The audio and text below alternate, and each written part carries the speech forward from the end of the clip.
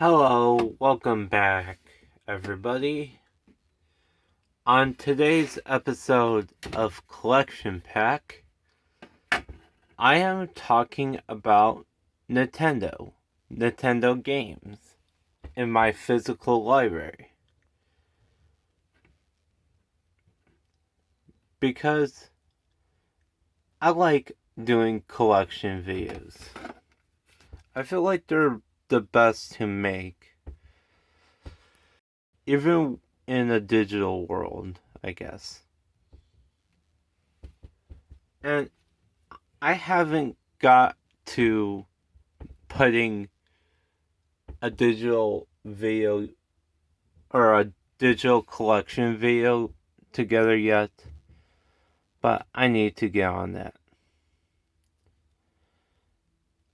Anyways, for the sake of this video, let's get started with Donkey Kong.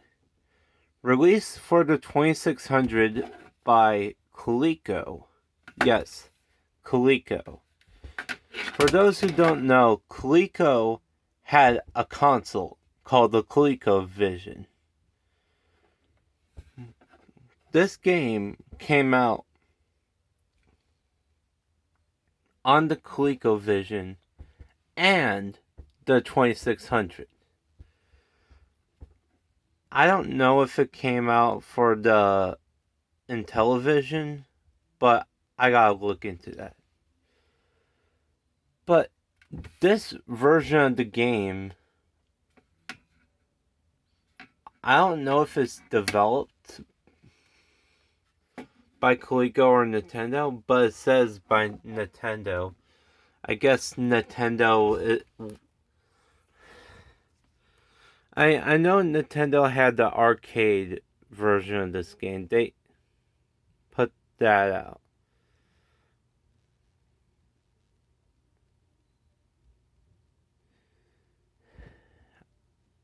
I mean, it is an interesting game to have, because this is like Nintendo before they dominated the industry with the NES. Speaking of the NES, I have 3 different games physically for the NES.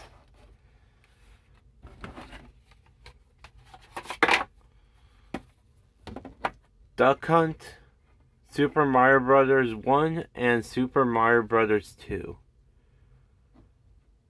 Now, these are all my first party Nintendo games. The rest I have are like Ninja Turtles, Metal Gear, Pac-Man, and one LJN game. Which, tell you the truth, I'm looking to add to my collection. Right now, when it comes to the NES, I don't have a lot of games. And what's sad is I can't play every single game that I own. In particular, Duck Hunt. I mean, I have the Zapper. That's not the problem. I got the Zapper. Since the Zapper only works on CRTs, and I don't own one. Alright, I'm sorry. I was starting to play with the Zapper a bit. But since I don't have a CRT, I cannot play Duck Hunt. I could start the game and just look at the little demo for it. But when it comes to like this kind of compilation cartridge, I know it's like really Super Mario Brothers most people think about. I mean, both games are important for the NES. They set like the standard basically for modern day video games at the time. Next we got the sequel to Super Mario Brothers, or at least what we got here in North America.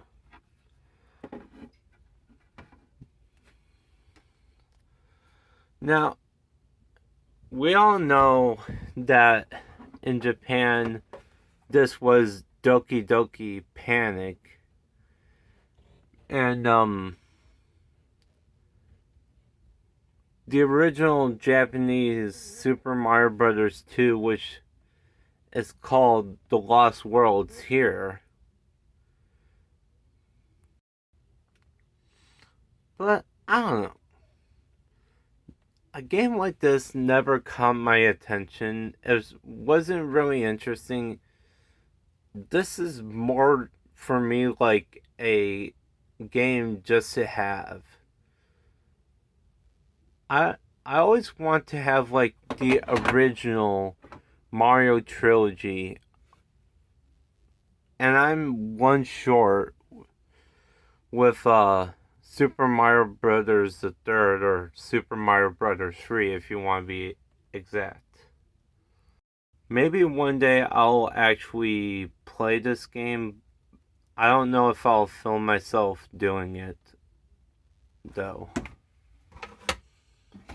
Next, we're going to go 16-bit on everybody and start with launch titles.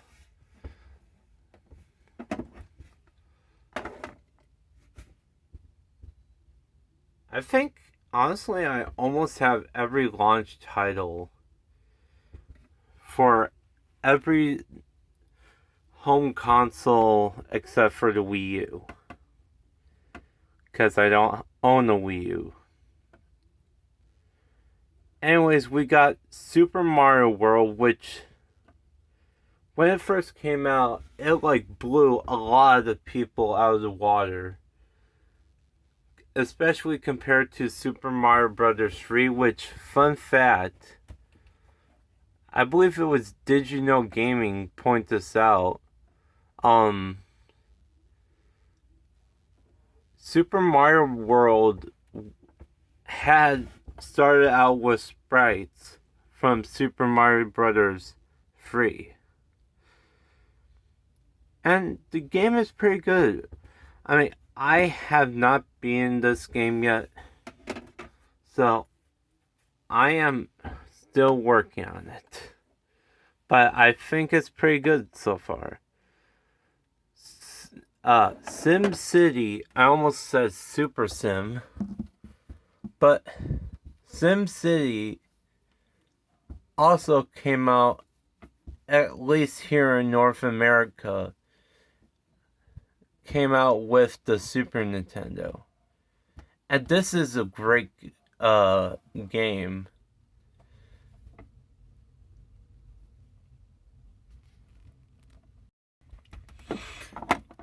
You actually could build your own city, as I guess the sim part of SimCity kind of implies.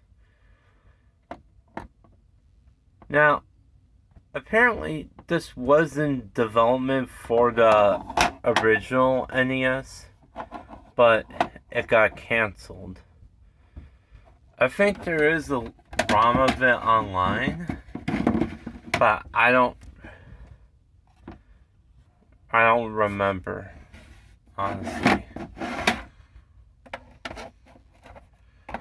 But it's amazing what that game turned out to inspire later on with the Sims franchise. Alright, next we got Mario Paint, or what I might call Super Mario Paint. Just because Super Nintendo, I mean, Super Mario Paint is a great game, honestly. I love this. It helped created the 16-bit dude. I mean, that's an instant win in my book. And I try using this for making my thumbnail for some videos. if you if you're able to get a copy of the game and a SNES mouse, and you also have a SNES, I recommend playing it. Tetris Attack is basically your stereotypical Tetris game. And I think this is about the time when Nintendo was starting to lose the rights to Tetris, and the Tetris company was starting to just take over. Now, there is a Japanese version of this game, which I don't know the name of, but if you have SNES or Super Famicom Online, and for Switch Online, you could easily figure out what the name of that game is. And it's surprising how similar those two games are. Like, the only difference in this version of the game is that you get Yoshi and Mario characters instead of, like, anime type girls, I guess. And that's one way of playing it, I guess. Alright, I'm just moving some cartridges over. I'm going to try to do this as chronologically as possible, but forgive me if I'm off.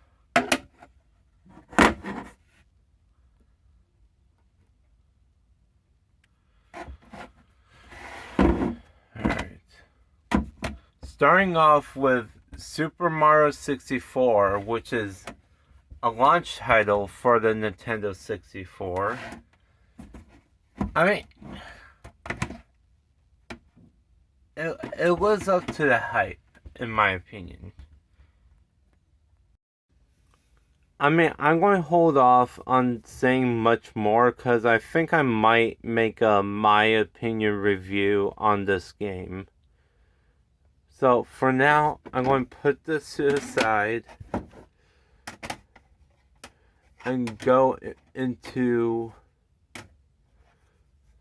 Star Wars Shadow of the Empire and in a little bit GoldenEye. Now, I grew up loving Star Wars, and when I heard about this game, I was like, early 3D Star Wars game, and it's actually published by Nintendo. I mean, it was ingenious that at LucasArts made that deal with Nintendo, and as this being the very first game in that deal, yeah.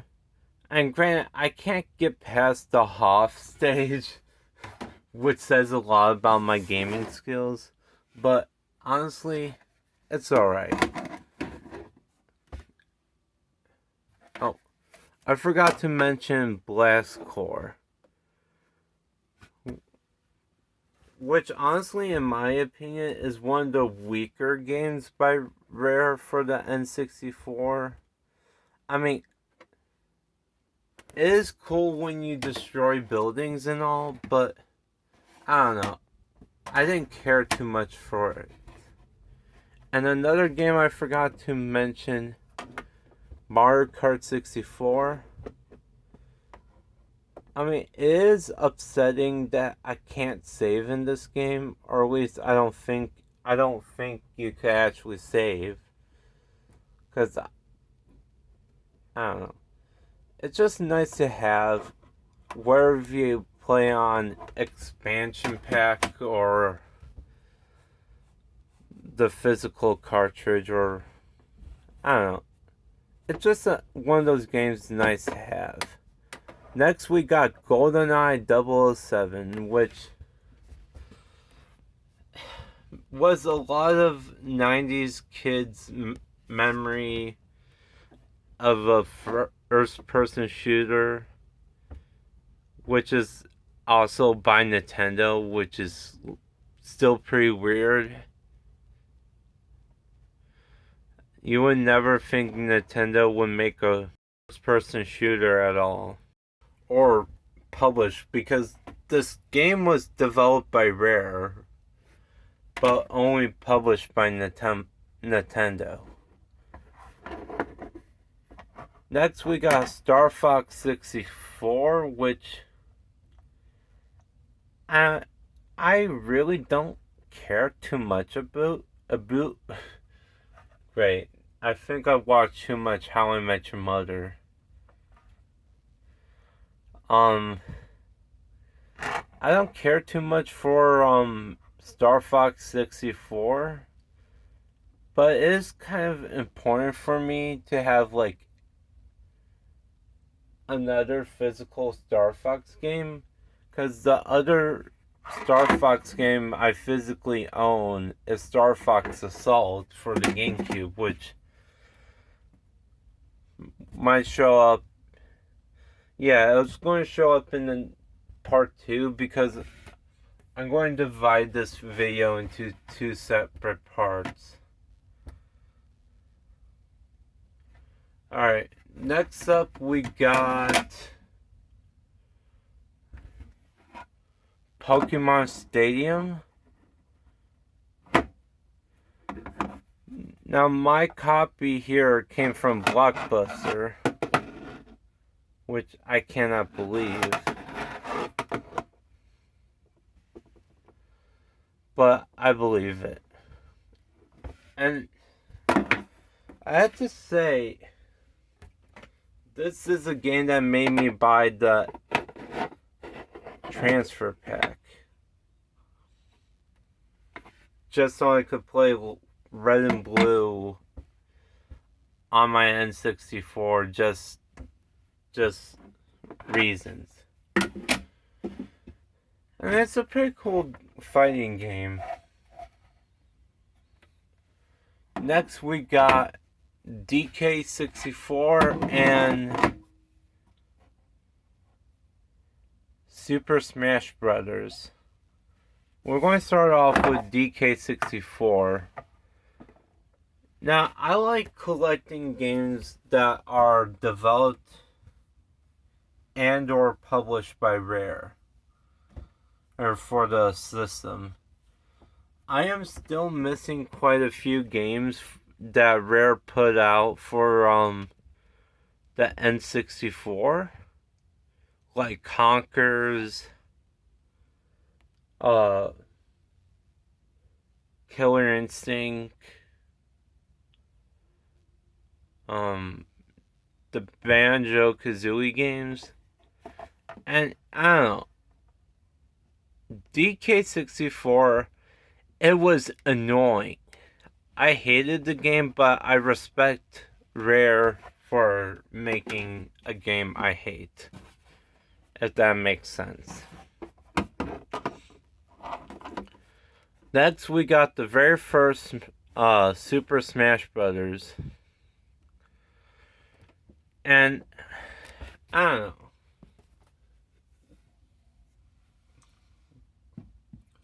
You know how they say the GameCube controller is best suited for Smash Brothers? It kind of really does show when you try playing with an N64 controller. It just feels unnatural, in my opinion. Next we got Pokemon Snap and Perfect Dark. I don't know why I said Perfect Dark like that. Pokemon Snap is, I don't know, it's a game that's going to be added to the expansion pack in May, I think.